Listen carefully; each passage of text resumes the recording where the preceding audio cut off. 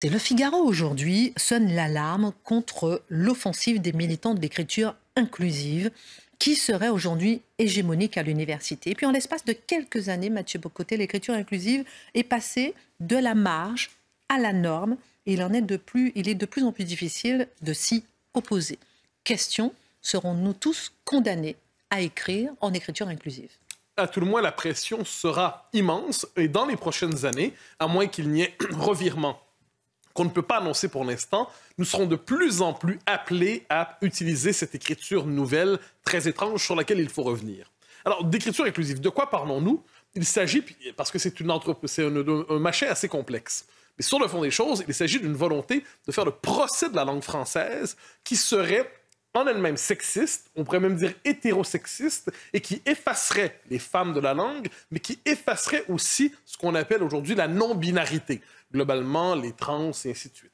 Donc la langue française serait construite à la manière d'un système discriminatoire qui invisibiliserait les femmes et les non-binaires, et dès lors, puisque nous sommes dans une époque où il s'agit d'assurer l'affirmation de la diversité, des femmes, des non-binaires et de tout ce qui viendra ensuite, il est nécessaire de déconstruire la langue pour faire apparaître ceux qu'elle avait étouffés, ceux qu'elle avait invisibilisés. La langue française est coupable. Ah oui, en fait, c'est une vision, je dirais que c'est une théorie conspirationniste. C'est-à-dire l'écriture inclusive, c'est une théorie conspirationniste qui repose sur une vision fantasmée de la langue française. Une vision complètement barjot, soyons honnêtes. Et quand on s'intéresse aux militants et aux théoriciens de l'écriture inclusive, ils nous racontent toujours une forme de conspiration maléfique, masculine, qui commence autour du XVIIe siècle pour effacer les femmes, puis s'est reproduit d'une génération à l'autre. Et tout tardivement, aujourd'hui, on découvrirait la nature de cette conspiration qui aurait quitté nos consciences pendant quelques siècles.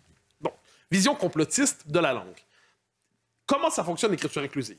Il y a l'expression la plus soft, la plus modérée, c'est le fameux tous et toutes. Donc, on double chacun des mots pour s'assurer. Donc, tous et toutes, auteurs, autrices, pompiers, pompières, celles et ceux. Et ça peut donner quelque chose d'un peu étrange à l'occasion. Donc, on double tous les mots. Ça, c'est la version presque modérée. La prochaine étape qu'on connaît, avec laquelle on est presque familier aujourd'hui, c'est la multiplication des points médians. Donc, vous allez écrire le mot « cher », chers amis, C-H-E-R.E.S. Et là, pour intégrer, pour visibiliser le féminin, ce qui fait des textes très souvent illisibles, ça vaut la peine de le dire. Donc ça, c'est la visibilisation. Il y a aussi la création, quelquefois, de réalités, un monde alternatif. Et c'est l'apparition du fameux « YEL ». Le YEL dont on a parlé, qui est rentré dans le dictionnaire il y a 2 ans, si je ne me trompe pas.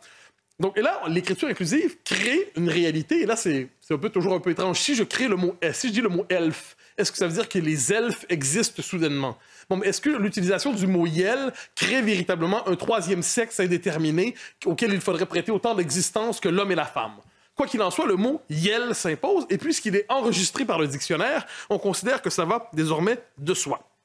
Et là, il y a l'étape suivante. L'étape suivante, ce sera la création probablement de mots, non pas pour rajouter, on pourrait dire la non-binarité, mais pour effacer la binarité. Demain, probablement des termes pour faire disparaître père, mère, monsieur, madame, et ainsi de suite. Donc, probablement, on verra si ça arrive, mais des termes qui seront là pour gommer de la langue les vieux mots binaires.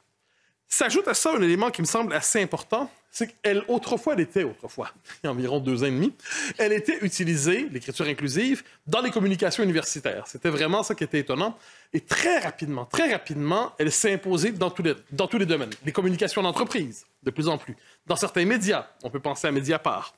On peut penser, les jeunes générations commencent à l'intérioriser. On la voit sur les réseaux sociaux chez les plus jeunes. Et en l'espace de quelques années, une excentricité est devenue la norme. Or, vous avez eu raison de le dire, Édouard Philippe et Jean-Michel Blanquer ont dit non, ça ne passera pas. Mais manifestement, le nom des autorités politiques ne suffisait pas pour bloquer ce qui est moins entré dans les mœurs, ce qui relève d'une pression idéologique constante pour nous obliger à nous y plier.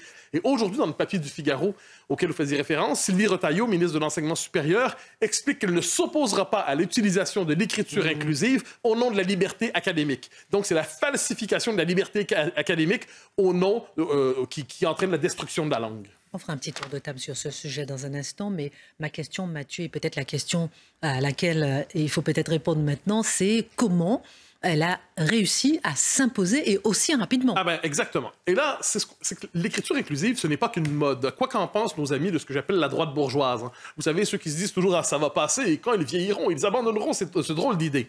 Non, c'est un marqueur de régime. C'est un marqueur de régime. Vous pensez vraiment Ah oui, c'est la langue d'un pouvoir. C'est la langue d'un pouvoir. Si vous vous intéressez, moi, ça me fascine quand un pouvoir nouveau s'installe, un pouvoir révolutionnaire.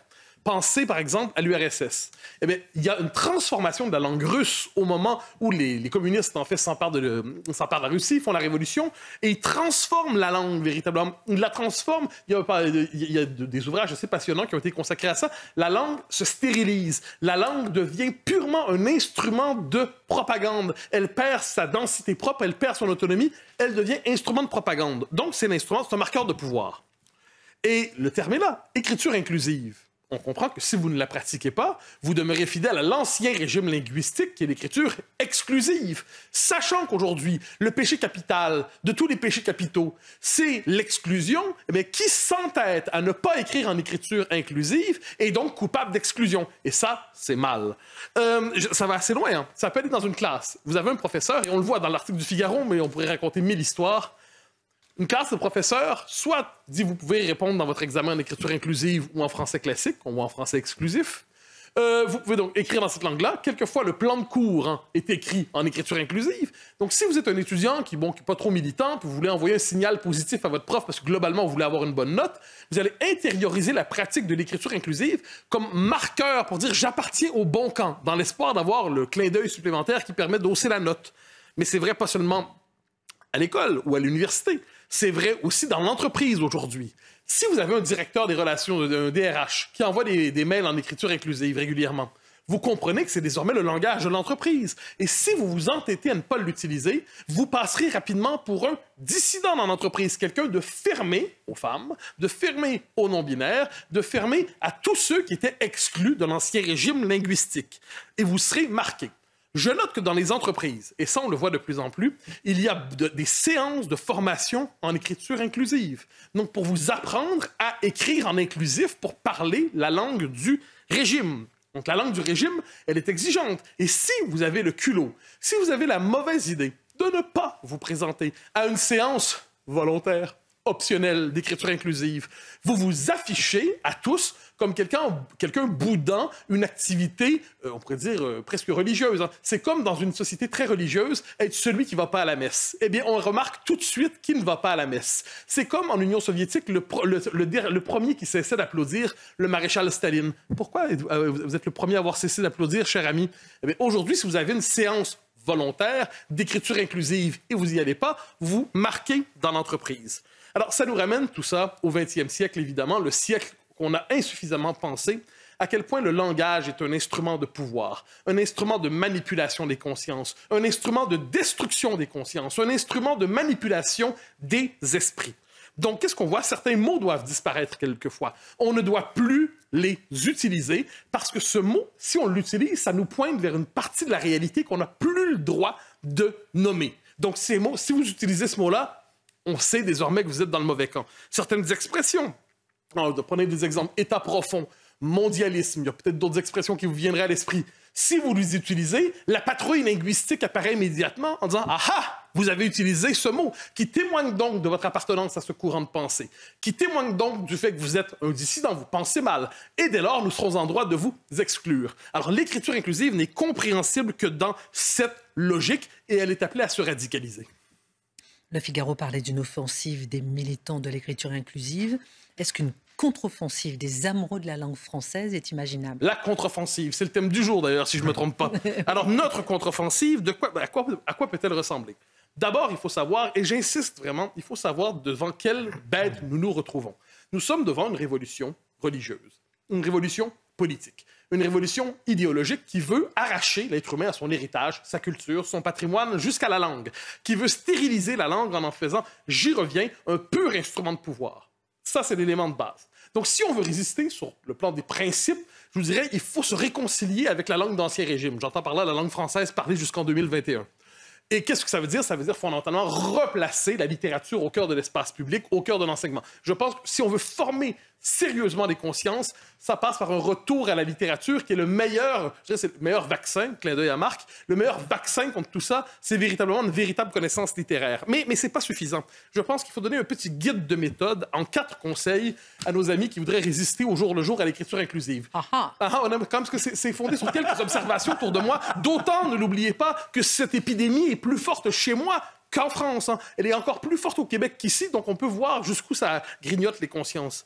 Alors, premier élément, premier conseil évidemment, ne jamais, jamais, jamais l'utiliser. Ne jamais l'utiliser par soi-même. Ne soyez pas le lâche qui décide de l'utiliser pour envoyer un signal. Vous savez, les espèces de conservateurs modérés qui font carrière dans le progressisme officiel.